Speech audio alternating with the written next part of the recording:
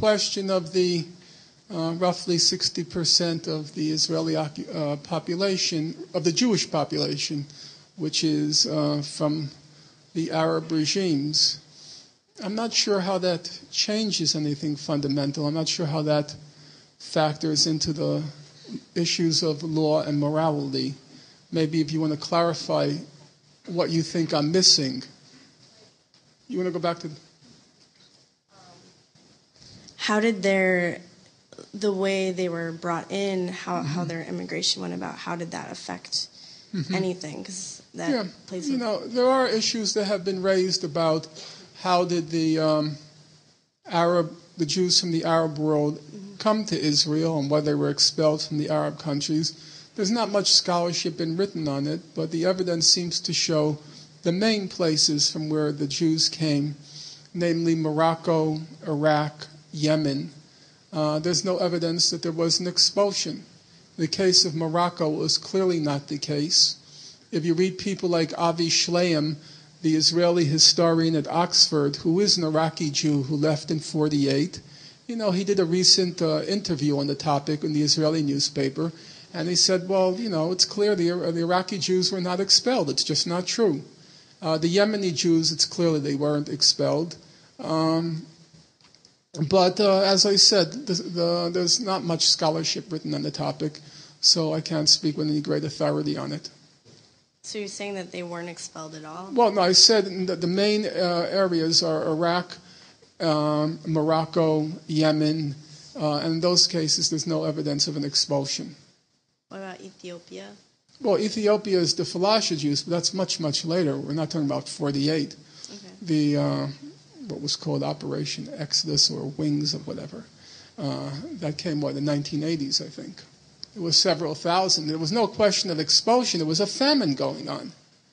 And Israel decided, quote unquote, to rescue the Falasha Jews. Hi. Sorry I came in late, so bear with me if you already answered my questions. Mm-hmm.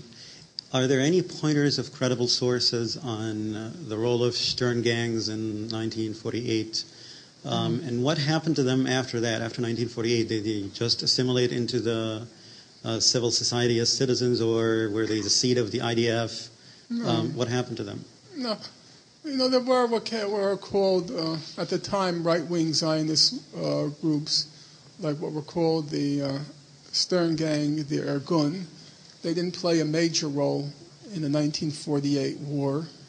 I'm not so sure if it's all that important to differentiate them from the rest of the Israeli society. They had real political differences, but the real political differences were not really on the issues which turned out to be formative for the conflict. So, for example, I quote to you earlier Benny Morris, who said that the idea of transfer, expulsion, it was inbuilt in the Zionist idea. It wasn't right-wing Zionists versus labor Zionists, Ben-Gurion versus Begin, or Ben-Gurion versus Jabotinsky. On the fundamental issue, they didn't really disagree. You want to create a Jewish state in an area that's overwhelmingly non-Jewish. The only way you can do it is by getting rid of the native population. That's why it was, as Morris said, inevitable and inbuilt in the Zionist idea. Morris makes the point, however you cut up the map of Palestine, there was always a large Arab presence in any Jewish state. Some of you may know in 1937, 38, there was this British commission of inquiry called Appeal Commission. And they were going to make a small Jewish state, not 56% of Palestine, a tiny fragment of Palestine, maybe 30% or even less if my memory is right. And even in the 30%, they said 225,000 Arabs will have to be expelled. There was just no way you can cut up this map without having a large Arab presence. And then there was the other problem. Where are you going to put the Jews? The land is owned by the Arabs. The only way you can fine place for the Jews is to expropriate the indigenous population. These aren't theoretical questions. They're not matters of theory. It's not like if the Zionists had decided to create a state in some South Sea island which was uninhabited, no problem would have arisen, and expulsion being inbuilt and inevitable would never have arisen. But you're trying to create a state which, on the eve of Zionist colonization, was 95% Muslim and Christian Arab. And the only way you can create an overwhelmingly Jewish state in an area which is overwhelmingly non-Jewish is by getting rid of the indigenous population. It was a practical problem. Doctor, you had submitted manufactured rationale for the use of aggressive policy in the state of Israel. Assuming rationality on part of Israel, what would you say would be your understanding of the real rationale and vision and ultimate goal of the state? There are always these questions that arise. Why does Israel stay in the occupied territories? It obviously has nothing whatever to do with security. That's just a complete mythology. What's the reason? And then there are basically three possibilities. One is the ideological one. They're Zionists, this is designated for the Jewish state, and we're not retreating. And there's an element in Israel who's obviously ideologically committed. And then there was what used to be called the rational argument. Namely, they wanted the good land and they wanted the water. And that was the rationale. I don't think that carries that much weight now, though the water is a problem, no question about it. My own view is, for what it's worth, I think their main motive is political. That the Israelis have always had it in their minds that their fixed assumption is Arabs only understand the language of force. That every once in a while these Arabs have to get a club banged over their head to show them who's in charge. And so since we're there, we're not leaving if they want us to leave, because they have to realize we're in charge. It was the same thing in Lebanon. Why did they stay until May 2000? Originally, people said they wanted the water of the Litani and so on and so forth, but it really wasn't true. They didn't leave because the resistance wanted them to leave. And they didn't want to show weakness. You never concede, because then they're afraid the Arabs will get it into their minds, if we defeat them once, we'll defeat them again. And so they have to be steadfast. And so it becomes a kind of, irrationality. You're staying because they want you to leave.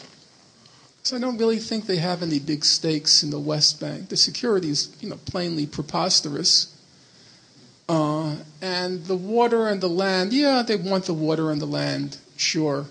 But it's not life and death. I think it's the same thing as in Lebanon. They don't want to leave because they want to show who's in charge. And it doesn't really make them. I know it doesn't sound like a particularly convincing argument, but a lot of times politics is like that. You sometimes look for deep-seed explanations, and they just aren't there. People ask, why did we go into Iraq? And they look for deep explanations having to do with oil, geopolitics, and so forth. If you look at the actual record, I don't think it really was that profound, because they thought, the people in charge in the U.S., they thought it was going to be an easy war. They thought it would be a rollover. They knew Iraq was a rickety machine ready to collapse. And so, as one person put it, I thought the most insightful statement I've read, and I've read all the books on the topic, the Washington Post reporter, Thomas, I can't remember his name. In any case, he says, the United States invade Iraq as if it were a banana republic. And I think that's exactly right. They thought it was going to be an easy win. It would help them out in electoral, the next election. It would probably keep the Republicans in power for several successive administrations. And I don't think it was particularly complicated, because we think it's complicated because we look at it retrospectively and it turned into a big mess. But they thought it was going to kind of be like Panama. You go in, we went into Panama, killed 3,000 people, take this guy, Noriega. No. After Noriega. I forgot the guy's name, a very plump man. What was his name? What? Andara. And they inaugurated him on an aircraft carrier and put him into office. And they figured they would do the same thing with Chalabi, and they figured it would be over in a couple of weeks. I don't think there was a profound explanation of Iraq, and I don't think there are particularly profound explanations in the case of Israel. What happened, 2000, they're forced to withdraw. And what's the first thing they do when they're forced to withdraw from Lebanon? They start planning the next war. Because you've got to teach these Arabs a lesson. You do not win. And then in July 2006, they find a new pretext to go in and try to knock out Hezbollah. It didn't work. But that's their mentality. Arabs only understand the language of force, and every once in a while you have to take out the big club and break their skulls. Yeah. In behalf of myself, I thank you very much. And I think many here also thank you very much for your ideas that advocate equal rights for Palestinian and Jew. And I wish you kindly to explain the audience why the Israeli attacked the Navy ship Liberty. Also, America is the staunchest defender of Israel. Thank you very much. The question is, in 1967, at the very end of the war, Israel attacked an American intelligence ship, spy ship, if you want to call it, named Liberty, killed, I guess, about 50 American naval personnel. It was the biggest loss of American naval personnel in the peacetime in U.S. history. And he asked me to explain why. And the truth of the matter is, to this date, nobody knows why. There's never been a satisfactory explanation put forth. However, I have no reason whatsoever to doubt that that was an intentional, deliberate attack on the Liberty. And those people were killed for no good reason. I've read everything there is to read on the topic, and I've been in touch with the person who's written the most on the topic, Mr. Ennis. I think what he says is perfectly credible. There was, for those of you who don't know the facts, it is simply indisputable.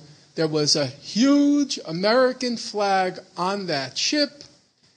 You couldn't possibly have not seen it. The Israelis had several overflights over the Liberty before they came in for an attack. At some point, even Ennis said, we waved to the pilots in the plane. Honest people, I do not think, can doubt. There have been all of these weird explanations trying to pretend there was a rational explanation. My favorite is Michael Oren in his book on the June 67 war. He said, you have to understand the pilots were looking for submarines. That's why they didn't see the flag. No. If you were looking from the sky to see what's underneath the water, you will see what's above the water. I don't find that very believable. That's literally what he wrote.